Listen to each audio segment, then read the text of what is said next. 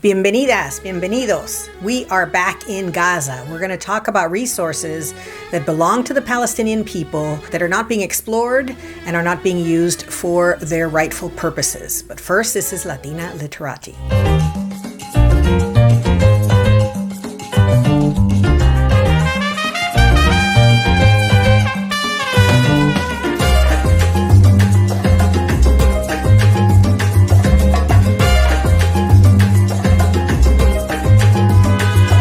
In 1999, a British company found natural resource fields 20 nautical miles off the Gaza coast. You can imagine how explosive this was.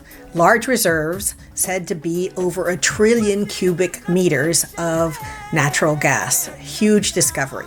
The Oslo Accords in 1995 granted the Palestinian people sovereignty over their maritime territory.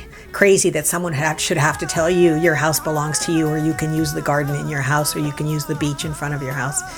But that is how the international community has treated many of the Palestinian gestures that we would all take for granted within our own territory. So soon after, the Palestinian Authority grants to a British consortium 95% stake to develop, explore, and install the infrastructure in these what are called Maritime Gaza 1 and Maritime Gaza 2 exploratory wells, again 20 nautical miles off the coast of Gaza.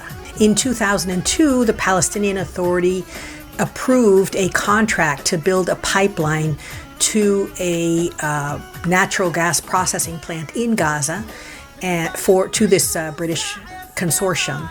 And the state of Israel said, absolutely not. It needs to go to an Israeli-controlled processing plant, and you need to sell us the gas way below market price, basically subsidizing the Israeli natural gas use of the wells off the coast of Gaza. In 2007, when Hamas is elected to govern Gaza, Israel establishes a naval military blockade and refuses to allow anything to go into Gaza. And immediately after, an Israeli consortium challenges the British consortium's contract and right to develop that pipeline and the infrastructure for the exploration of the natural gas off the Gaza shoreline. In 2008, the state of Israel declared sovereignty over the Gaza naval lanes and basically said they wanted it all. And so they weren't willing to allow any development, and the British consortium closed its offices and went home.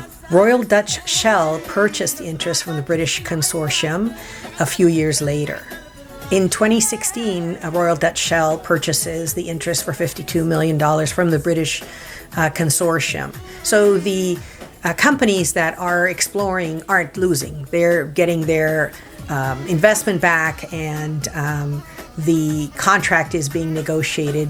And in fact, eventually an Israeli consortium will start to develop and extract the resources along the Gaza naval corridor. In 2019, the United Nations does a study of different resources that could be used for the benefit of the Palestinian people in both Gaza and the occupied territories of the West Bank. And one of the largest wells ever found on Earth is in what is called the Levant Basin. And it's 83,000 square miles across several countries, and it is under, part of it is under the West Bank, and it is supposed to have over 1 trillion cubic metric feet of natural gas. It's supposed to be one of the largest reserves on Earth. And again, we have a situation where the resources are there, they can benefit the people on whose land they reside, but the state of Israel is not allowing that. Very interesting as well that a major port in Syria is destroyed by Israel. They're bombing over several different days. In 2001, the Syrian port of Latakia is destroyed by Israeli bombers over several days. And the year before, in 2020, the major port of Beirut is destroyed by what is deemed to be an accident. Materials that just needed literally a light blew up, and many people, 300,000, were left homeless. Many people were killed. It was a horrendous tragedy. And up until now, it has been deemed an accident, but eyewitnesses do say that they saw Israeli drones flying over the warehouse that exploded. So we may never know, but eyewitnesses have said that. Really interesting, because if you look at the Eastern Mediterranean, you look at what the major ports are, most of them have been taken out, and those that are left are on territory controlled by the State of Israel. So I think this is a long game. I think if you step back and look at the big picture here, it's really about control of resources. And we've seen the horrific results when a country like the State of Israel not only commits genocide, but uses starvation and lack of resources to civilians as a weapon of war. In 2022, as a result of the Russia-Ukraine conflict, there is a destruction of a Nordhorn pipeline, which connected the pipelines from that area to Europe. So there's a renewed a renewed interest in pipelines from this Levant Basin initiative. Fascinating that, again, the global geopolitik is all about resources. People could disappear and it wouldn't matter. The important thing is control of resources here. Egypt, Jordan, the United States all pressured the State of Israel to allow the Levant Basin initiative to go forward for the exploration and extraction of natural gas. Obviously, everyone in the region is going to benefit because it's underneath several countries. And in June of 2023, the Israeli government, under the current administration, allowed the project to go forward. Also of note, in August of 2023, the United States starts building an army base about 20 miles from Gaza, purportedly to ensure or deter attacks from Gaza on the State of Israel as one of the key factors in this deal. So I'm assuming that the deal was, U.S., you provide protection, we're going to allow some of this exploration and extraction in exchange. October 29th of 2023, Israel granted the right to 12 companies, Israeli companies, to explore and to begin development of the nautical fields, the Gaza marine fields of natural gas. So basically stripping away any pretense of doing anything but extracting resources that belong to the Palestinian people. Just raw position that we're going to take what we want, which is a basis of settler colonialism, and we don't care about the people who should benefit from this. Even though obviously extractive industries are not the ideal for any development as we sit here today. But to have the resources simply stolen from you, simply saying we don't care, we're going to take them from you, is obviously in violation of international law, violation of basic norms, violation of basic values, etc. So international law means nothing if we're not all bound by it and we don't ensure that everyone complies with it. Does international law mean anything if you get to decide when it applies to you or not? And the answer is, of course, no. Either we live in a system of laws or we don't. And because of your economic size or your military might, you can't decide today, oh no, I'm not going to play today. I'm not going to play by the games, by the rules set down, by the rules of war, by the rules of international commerce, by the rules of basic sovereignty and territoriality. Either we all comply with the law or we live in a lawless society. Those are the options. So there's much to consider in this as we take a look at this situation. And I didn't want to get into the horrific civilian population, the reality on the ground, but it's important to understand the great game, as it is called.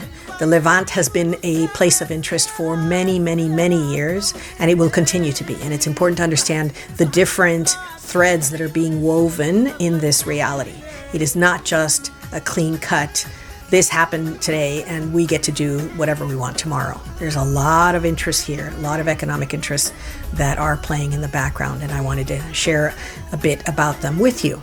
And now for my favorite part of the video, the book recommendations.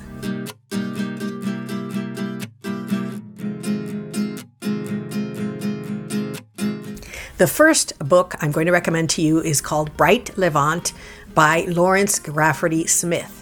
And this is someone who, from the vantage point of Alexandria, has worked with the British government, is going to give you the British government's game in the area. What does England want, and what has it done through many, many years to set the stage for what we have now? And you have to understand that one settler colonialism, one settler colonial power to another simply hands off the baton. Okay, you get to do what you want and everybody else needs to suffer for it. And that's what England did in this area, as did France and the United States. And so it's important to understand that. And this is a great book to give you the British role in the horrific situation that we have today. The second book I'm going to recommend today is called Levant, Splendor and Catastrophe on the Mediterranean by historian Philip Mansell. And again, it's really interesting because this is a book about cities, and it's a book about focuses on three cities, Smyrna, Alexandria, and Beirut. And what he does is he says, look, in these three cities, what made them so successful, what made them so rich, what made them so lasting was their diversity. People from all faiths, people from all cultures, people from all over could simply thrive in these cities because everyone was accepted. And it wasn't, oh, you have this color eyes or you believe in that. None of that. And that's what was the strength of these mighty cities of the Mediterranean for so very, very long. In contradiction to what we have now, where you're categorized by all of these things and it doesn't work. It doesn't help anybody. So we need to step back and say, wait a minute. The greatest civilizations on earth were based on diversity. So let's think about that as we set a path forward and help others set a path forward. The last book is, of course, the great Israeli writer Ilan Pappé's book, The Ethnic Cleansing of Palestine. It is so important to get this perspective as we look at what is happening on the ground today and what are the possibilities for peace in the future. These are amazing books. Highly recommend them. As always, please check your local library, your local bookseller. We want to support our local community as we gather things that we need on a daily basis. If not, we always include from independent booksellers in the description box links where you can purchase these books, new or used, if you choose to do so. We would love you to subscribe to Latina Literati. It's a community. We'd also love you to tell us what you're reading. What are you doing this summer? We would love to hear from you and suggestions. We also prepare videos that are suggested by members of our community, and we would look forward to doing more of those. So thank you so much. And as always, con mucho cariño, mucho salud, mucho amor. Gracias.